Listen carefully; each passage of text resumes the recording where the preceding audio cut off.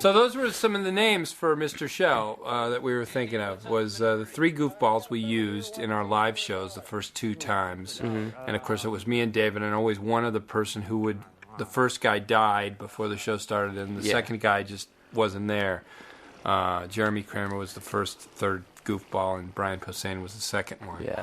And then we changed over to Mr. Show, but we had a bunch. The other name that we were really came up with Mr. Show. considering was Grand National Championships. Which I'm glad we didn't call it. Yeah, you didn't like it that much. I thought it was a real legitimate name. I love Grand National Championships. I just like it. I like people thinking it's a generic kind of name for some sporting event of what kind, who knows? And then it's a comedy show. But nobody else liked it. Everyone else thought it was misleading in an unfunny way. I'm sorry, sir, but there's a man in... But Mr. Show's a great name. Yeah. It was your idea, too. And we didn't want Mr. Show with Bob and David. No, that was HBO. We wanted just Mr. Show. Yeah. But they felt that we needed to, identify that the audience needs to know the names of the celebrities in the shows to really like the shows. And by celebrities, he's referring to us. Oh, which is... Now, I want to point out something that you can see me laughing, which I do a couple times throughout the episodes. But right here, I'm laughing. That's me laughing, trying not to laugh. All that shaky, quirky shit falling out of frame there while Bob's dancing around is... I have to call you back. It still makes me laugh. I want to point something else out about our show. That's especially... Stop needling me. In this scene you can see it, which is the cheap sets. Yeah, that's a Scientology front. Remember? Yeah. That was a Scientology front. This office where he's sitting is a front for Scientology. Yeah, it was one of their many little organizations. It was a travel agency or something like that. Yeah. And then we went. I don't know if they launder money or they just like to have... I don't wonder what they that's like to about. have dusty, unmanned desks and old computers with nobody sitting by them. But look at this. Well, that's actually in a real place right there. But like the live set, my favorite TV show is Monty Python. This set. Yeah. I mean, that makes me think about a Monty Python set right there. And I'd come from Saturday Night Live where literally $30,000 would be spent on a set. Another great joke. McGinty's 4-day market. And more. And it's a comedy show, and you're not supposed to be... You're supposed to be having fun. It's supposed to be fun and not this kind of movie set that then people perform. Yeah, you don't need to get distracted by a set. Yeah, and there's Bill doubling for me. My brother Bill would... Whenever you see anyone doubling for me from the back, if you go back just to when it was an over-the-shoulder shot of my character entering the frame, throughout that's the 4 my brother years. Bill. And as Dino Stamatopoulos would always point out, nobody looks more unlike you than your brother Bill. Not that we had a choice, but when we did talk about our sets, we wanted them to be simple and blocky. Yeah. And look like the walls would fall over if you pushed on them. Just like Python, the walls shake on Python all the time. If the guys bump up against them, they'll shake. And I love that. To go to the food circus and get the macaroni and cheese. So what did he do? He takes the money and goes drinking it. This is Marilyn Rice Cub as Ronnie's wife, Tammy. Let's talk about Ronnie Dobbs' origins for a second. You did Ronnie Dobbs on... Cops was a relatively new show, long time ago, and you did Ronnie on Conan, which is, I think the first time I saw you do it, I thought maybe I saw you do it in a club once. Well, let's say it was your concept to have a guy become gets famous. His own show. Yeah, and it was just like a dumb redneck character that didn't have a name. But you've done this on Conan. Yeah, I would do an impression of every other guy arrested on Cops, and we are obsessed with the show Cops. I love it. It's a great show. Now people have no problem when you go, I like it, but like the first couple years it was on, people go, oh, they dismiss it like it was Jenny Jones or something, and it's a really great show. It's all real. You stick a camera in these retards' face, and you get some. This is actually this was a little line that was. They really did forget to put the cameraman in there. That was not that scripted. was really on Cops once? No. That was just while we were shooting it, they forgot to put, the idea. And I love this too, where it's just a mystery. What's he got on him? I mean, people always say, I love that one where he's got cocaine on him. No, it's not. But we never intended for this to be cocaine. Just, you know how you watch Cops and like, what's that guy doing with baking powder on him? There's Maynard from Tool, the lead singer of Tool. Toledo, Ohio. Great guy. Big fan of the show, and he's in the show probably 4 or 5 times over the years. This is a real. scene that didn't work. It's for real. HBO wanted us to not use it, and that's why we came up with that montage and the line.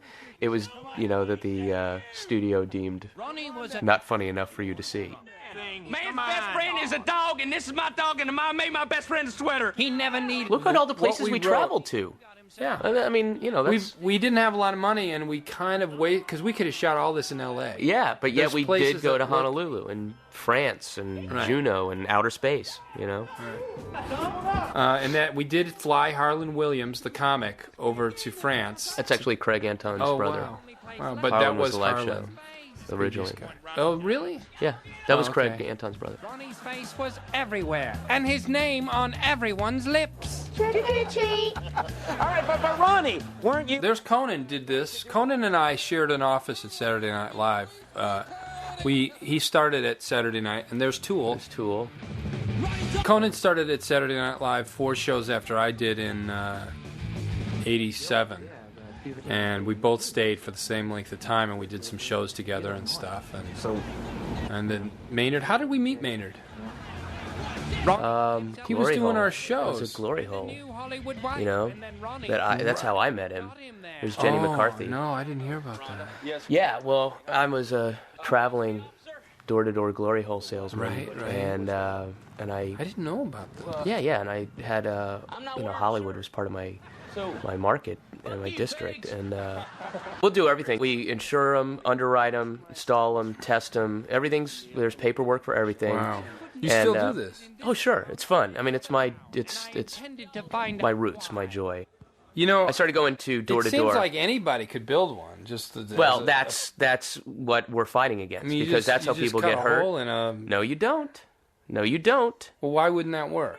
Well, I have professional sanding equipment. We will insure it. We will bond it. Terry. I thought you was in Hawaii.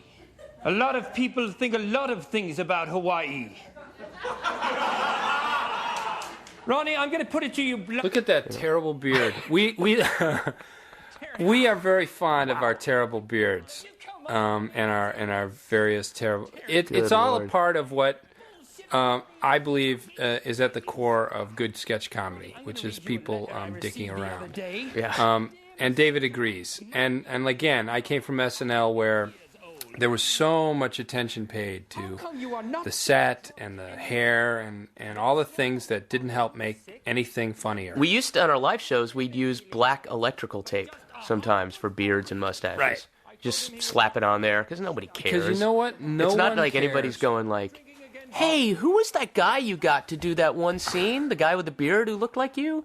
You kind of disappeared for a while. I guess you were taking a nap or something. Like, how did you ever get that guy? Who's, nobody cares. You never fool anyone. And it's about having fun, And if we're not having fun doing this, we're real losers. Yeah, true. I mean, Jesus, Bob, look at our working conditions. I mean, fuck, HBO spent more money on Fraggle. Look at that. This, again, I have to point out that we didn't shoot this in a studio. I mean, if you knew this place we're in a barn. Here you get to look at it. It's like an old And the cricket barn. noises. How about the cricket noises? There's crickets in there. What you can't hear on this, like here I'm walking out and showing you for real that this is a restaurant. It's a real restaurant. This is a real club. It's called Vinyl now, but it's been a bunch of different. It was Hollywood Moguls back then. And it's a hacky, trite thing to say for a comic. It's cliche, like, oh, there are crickets, you make cricket noises. When we weren't getting laughs, you would hear cricket noises. Yeah, I wonder if you can hear any on here. I don't think so. But we'd actually go looking for the crickets between scenes and try to kill them because they weren't enjoying the show and they were being very sarcastic about it. As to how I would make more money off Ronnie. And then, a stroke of luck, he died. And I sold his life story to the movies.